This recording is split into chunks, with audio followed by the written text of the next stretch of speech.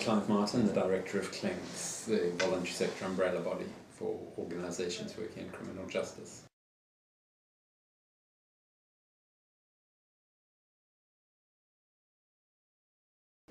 The advantages are that there will be a much more diverse range of providers that could lead to more choice, better outcomes for offenders, new alliances built that potentially could provide joined-up services, new thinking brought into the field. So there are a number of advantages to be had in opening up the discourse and bringing in people who might have expertise in other areas but haven't necessarily used those in criminal justice.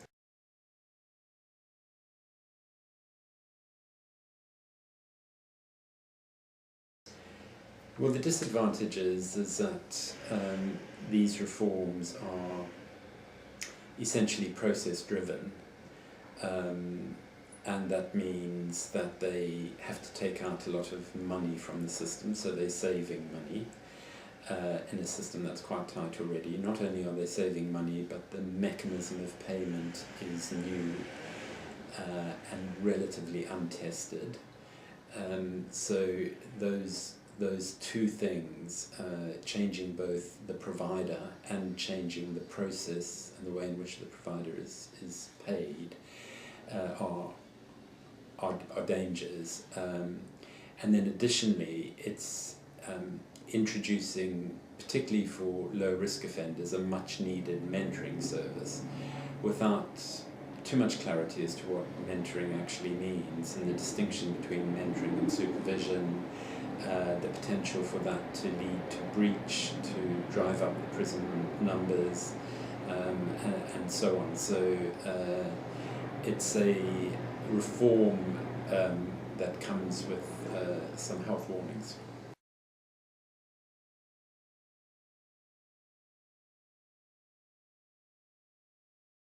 Well, the biggest risk that we see is a fragmentation of services, and that's partly to do with the fact that the case management model hasn't particularly been articulated by anyone. So the system looks like it's going to be, what's tier 1, tier 2 and tier 3, and probably lots of different subcontracted arrangements within those tiers. But how that all joins up and who's responsible for joining it up isn't at all clear.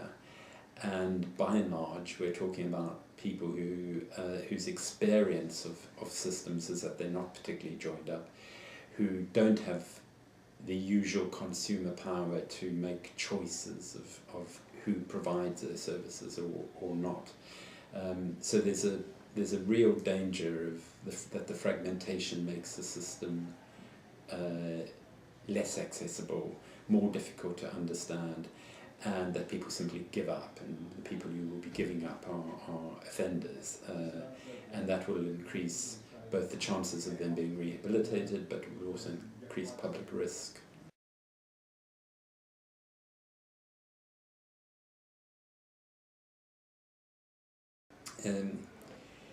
It potentially is a real opportunity to do more work, but it needs to be work which is not only properly funded. Funding is, of course, a really important bit of it, but it needs to make sense at a local level, and that is quite a difficult thing to sort out at the moment. So if you're a local voluntary sector organisation, you've got local commissioners in health, you've got local provision in education, and suddenly you've got this big contract package area of a tier 1 provider for probation services. So there's a potential to do more work. How you do more work to join up the funding to make sure you get into the client group you want to get to isn't necessarily clear.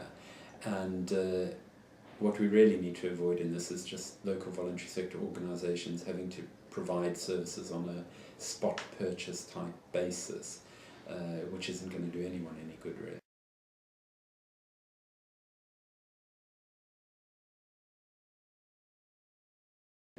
Well, the hope would be that rehabilitation has worked, and we have faith in it as a concept, rather than risk management. And there's an important distinction between having people reintegrated into our society, then managed safely on the edges. You obviously need both those things, but rehabilitation is what we would want. That the evidence base about what is done is solid, and that what needs to be done has a reasonable and sensible payment mechanism behind it. And if this really works, what we want is communities who are very engaged in rehabilitation, not only in terms of delivering services, but who also see that people can be rehabilitated, and that communities are better off by rehabilitating people rather than ostracizing those. So yes, there's optimism for 2020.